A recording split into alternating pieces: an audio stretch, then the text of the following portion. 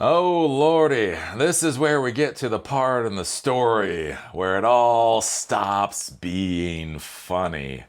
Meta just told its staff it isn't ruling out further layoffs. And to be clear, this is after Meta has had a crap ton of layoffs since 2022, right?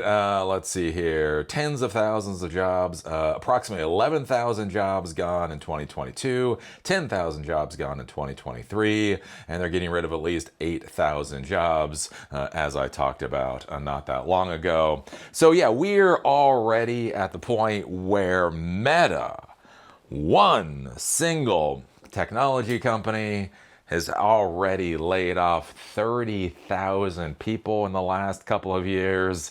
And yeah, I just don't think any of this is over yet. And as I would say, it's not even funny to argue or debate anymore. It was weird. We're getting to this point, like being an old timer in the field, where I'm just having to shut up around the young people because I just don't want to be the depressing person all the time. I was at a party a little while ago, and I don't know, we were talking about layoffs and all that kind of stuff, and it was all these like younger, like it's weird. It's like adults, they're adults, and they've got kids and houses and spouses, but they're also like 15 years younger than me. And I don't know, we got on this whole thing about layoffs or whatever in the economy, and then this one guy was like, well, it's okay, it's okay. Companies always need smart people. Which was a point that I smiled and swigged my beer and walked the fuck away. Because it's like, yeah, companies always do need smart people, I suppose. But the fact of the matter is, they don't necessarily need you. They probably don't need you. So anyways, what's going on over here, right? And I find that to be the hard thing right now, like talking about the economy, is I've been talking about this for a while. Again, as I've said before, in the tech world, we got enough technology professionals in about 2016 and about 2017. Like literally, I've been talking about this long before COVID or Biden or, whatever, that kind of crap, right?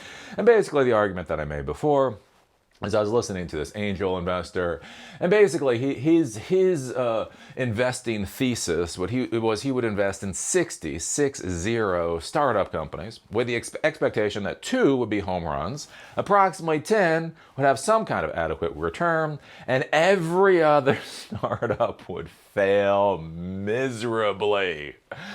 And so when you look at that, that means 48 startups of employees and resources and everything else were basically going directly in the trash can. And you start looking at it, you're like, oh wow, that basically means that if people invested a little bit more wisely, you could probably eliminate a lot of that wastage right there, right? Instead of throwing money out at all these different companies, do a little bit more research, do a little bit more homework, and maybe 20 of these companies wouldn't even exist to begin with. But then if they're not using those resources because they don't exist, then those resources are back on the market. Ergo, what happens? What happens to our field? So again, I've been talking about this for a long time, and I think basically what happened, again, during COVID, everything exploded for stupid reasons. They were trying to chase investor money, so they put asses in seats. Now they're trying to liquidate. Basically, they're trying to impress investors again by eliminating employees because they're using AI, supposedly. And one of the big concerns I have here is like when we look at this, you're like, oh my golly. Well, thankfully, it's over. Right? That's what people think. Oh, it's like, well, it sucks that Meta got rid of 30,000 employees, but at least it's over now. And one of my arguments with all this crap show is no. They are simply right-sizing or getting somewhere near to right-sizing based off of a healthy economic environment. Like again, like even in 2022, 2021, they should have never hired all of these employees to begin with. They were most likely bloated in 2020. In January of 2020, before COVID blew up, I put on the table that I think they were bloated with tech staff at that point in time. And basically, then they exploded even more. So now they're getting back to, again, early 2020 levels. I would argue that's probably still bloated, but that is for a good economic environment where things are growing and things are doing well and all that kind of stuff. But think about this. The Strait of Hormuz is still shut for God knows how long, right? Tariffs are still insane. Our administration is doing what our administration is doing. The rest of the world is doing what the rest of the world is doing. Does that sound like a good economic environment? So they've eliminated 30,000 plus staff to simply right size into a good economic environment. What's going to happen, when they actually start having to plan for the economic environment that we're actually in and going into. It was interesting, right? I just did the final class for Silicon Dojo a couple of days ago. One of the students was asking a question about business intelligence and that type of thing, and basically how you argue for your projects or whatever based off of numbers and metrics and that type of deal. And one of the things that I had to tell the student is, like, one of the problems that I see, again, I've been doing tech since for 30 years, right? 96, shipped off to basic in 96. One of the things I have to say is when I got out of the corporate world and consulting world is that we knew all of our metrics back then. Like there was the idea of drilling down into metrics, understanding the difference between causation and correlation and that type of thing. But we all had numbers, right? The salespeople had numbers, the marketing people had numbers, your tech staff had numbers. Like every motherfucker had numbers. You know who was doing best and you knew who was doing worse.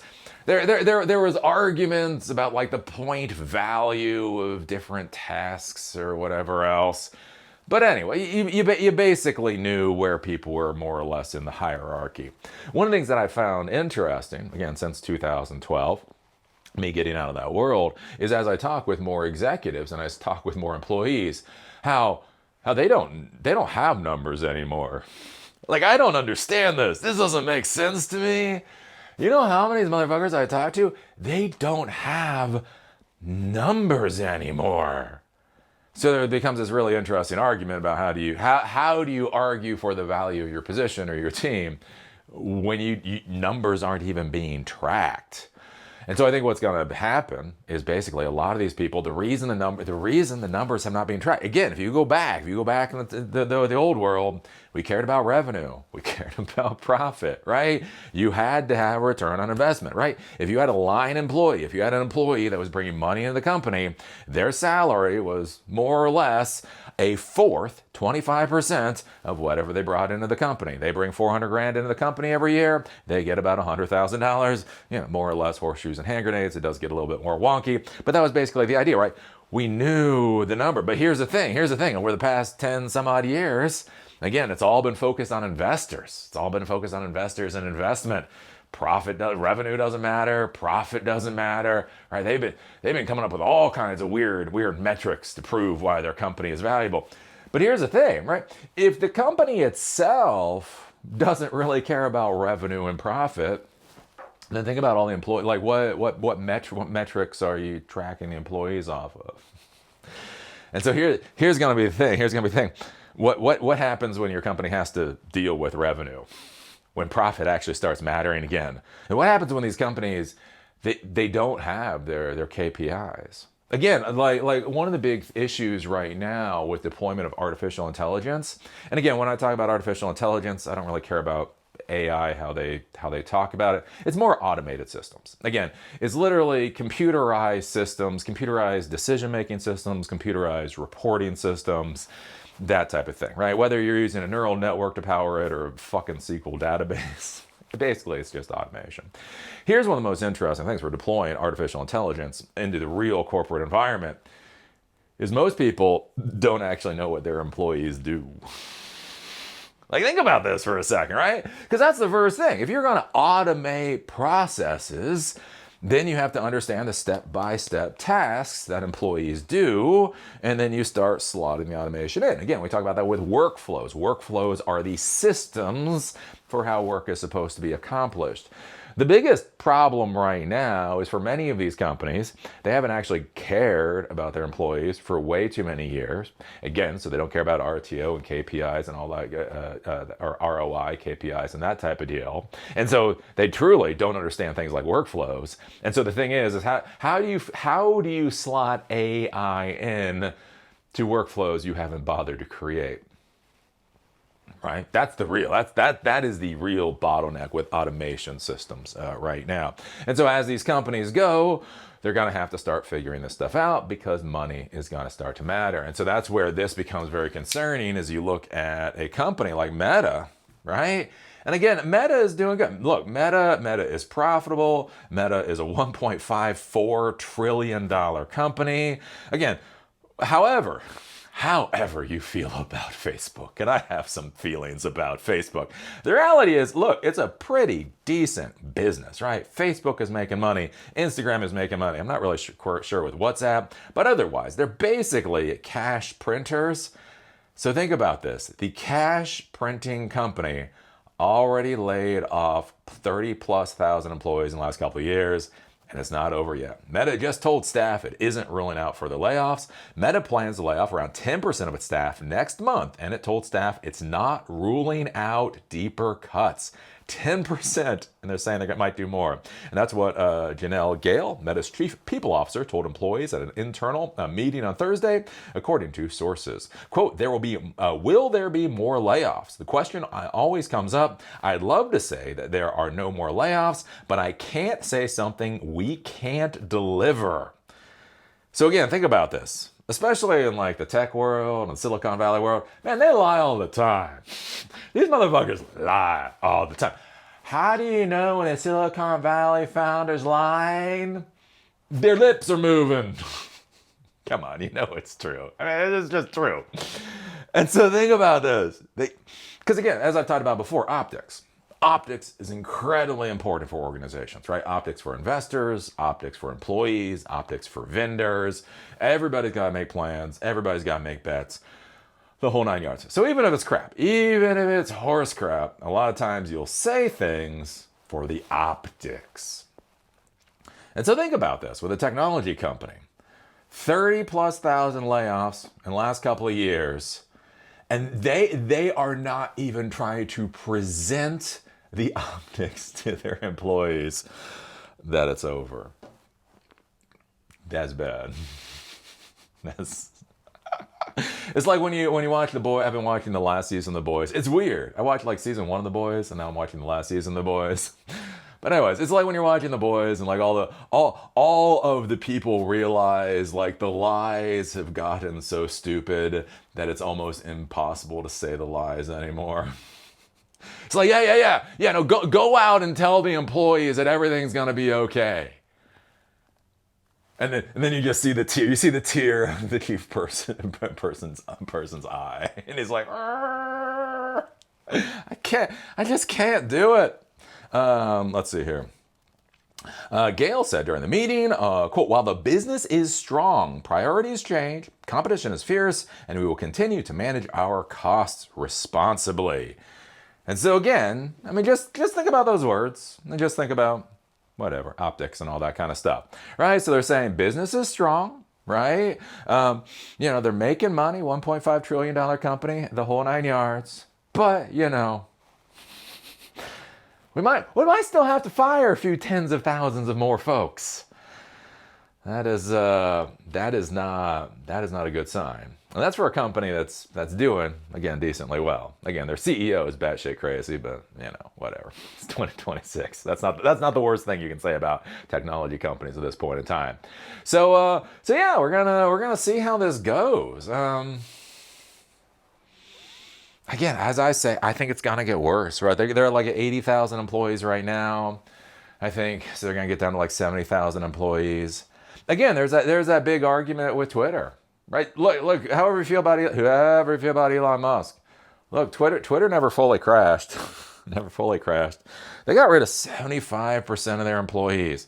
75% of their employees, and Twitter is still functional. It is still functional. And so again, you look at these companies. You look at a company like Meta, who again at this point in time is a mature company. One of the things I've talked about with a lot of these tech companies is they never get out of that startup mentality. Right? Facebook now is over 20 years old. Right, literally over 20 years old. It's not a startup anymore. It's a mature company. It's a mature company that it should understand what its resource requirements are, what its revenue projections are, workflows, and all of that kind of thing.